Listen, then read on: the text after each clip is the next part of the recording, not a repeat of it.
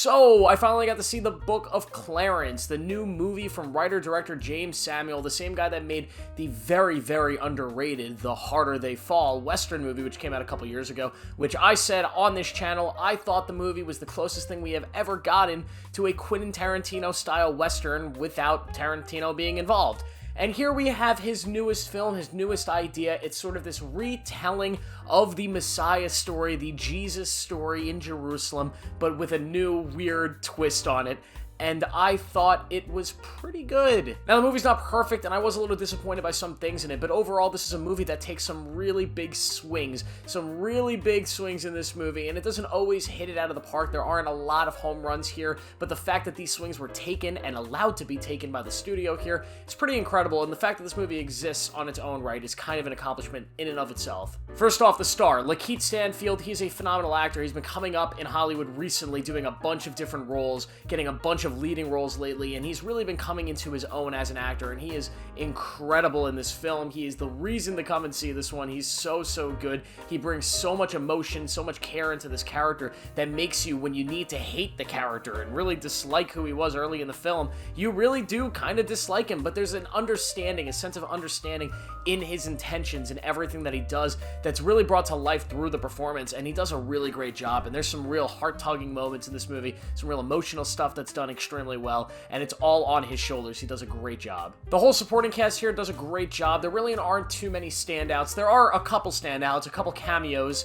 I don't know if they are cameos or if they were announced beforehand. I don't really know, but I'm not going to spoil them. But there are a couple pretty big actors that appear in this movie, and it was pretty funny and amazing to see them in the film. And when you see them, you're going to know who they are, and they do a pretty good job. One of them specifically does a hilarious job. So what about the story here, the script? Now, this is a very ambitious script. First off, you're playing around with religion and Christian religion, and this is a very tough topic to play around with, specifically the story of Jesus. You've seen movies like Last Temptation of Christ with Willem Dafoe, which is a phenomenal movie made by one of the best filmmakers we have on earth. We've seen that movie get really ripped apart by a lot of people because they don't like having their religion played around with. Now, this movie somehow is dodging that hate. I don't really see a lot of people complaining about this movie online, which is kind of crazy, because this kind of rips apart the story of Jesus, which I'm fine with. I'm not really religious, so I don't really care, but it does it in a way that not only allows it to be a comedic, satirical retelling of the story, but also kind of rip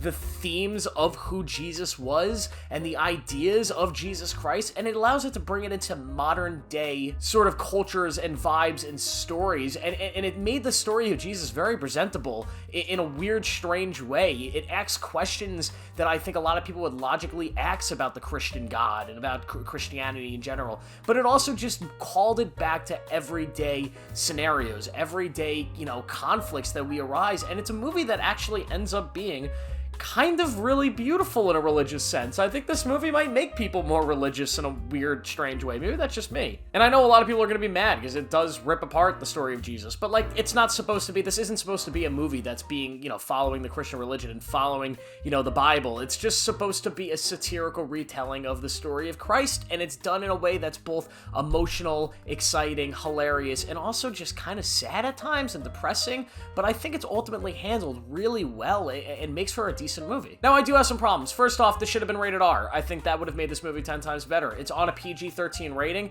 and there's a lot of stuff that they have to work around throughout the film to keep it at that PG-13 rating, and they probably should have taken a couple steps forward to get it over the R rating and gotten a little bit crazier with it. Also, the script is a little bit of a mess. The movie is paced extremely poorly. I'm just gonna say it. The movie is 2 hours long. It's not that much over 2 hours, but god dang, man, this thing feels like it's 3.5 hours long. It really drags by. That first act specifically, there's so much they want to do, and it's kind of weird. There's this sense with a lot of screenwriters and a lot of movies that if there's a lot of stuff happening, if there's so many different story arcs and characters being introduced and a ton of stuff happening, that must mean the story has to move fast. Things are constantly happening. But it's kind of weird in Hollywood that a lot of the times when you write a script like that, where you have, which like this movie has, so much happening in that first act, so much setup, it actually ends up moving really, really slow, because instead of focusing on one little aspect and getting the story set up, you're starting to introduce all these different things, and your mind can't really focus on any of them.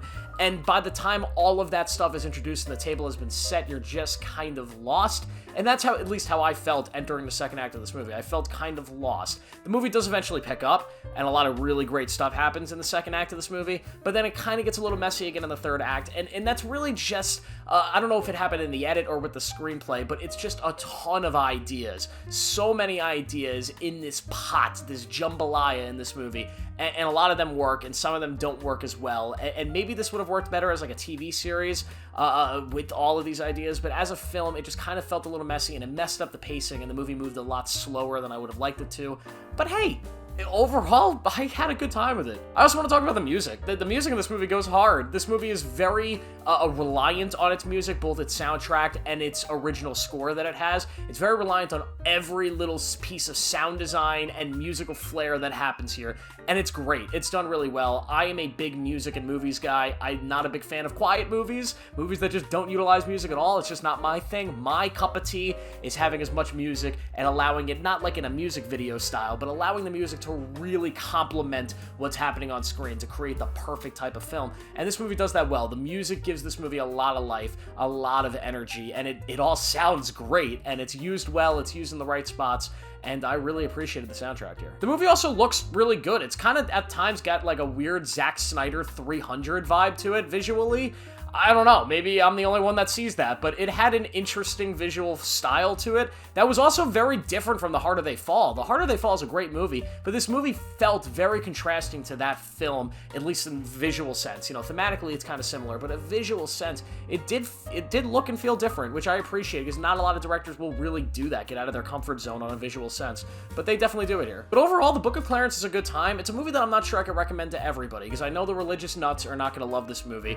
I also know people that maybe don't like the slower movies that are a little experimental, that are talking about themes and different story devices and settings that aren't typically things that are put to film. I know a lot of people aren't going to enjoy that. It's not going to be their type of movie. But if you're somebody who is a big film person, you enjoy cinema, you watch a lot of movies, this might be your cup of tea. This might be your thing. I enjoyed it. I don't think it's the best thing in the world. It's by default the best movie of the year so far, because there just hasn't been anything great yet. But overall, this is a solid film from James Samuel, and I'm very, very excited to see what he does next, because this is a director that I just think has a lot of potential to be one of the best we have working, because I really love The Harder They Fall, and you could see this is a director who has the balls to make crazy stuff. No other director, at this level is making a film like this, because this is some ballsy shit. So overall, I will give The Book of Clarence a 3 out of 5. I enjoyed the heck out of it. So that's the video, guys. Please make sure to like it and subscribe. Click on the video that is going to be on your screen right now, and I will see you in my next video.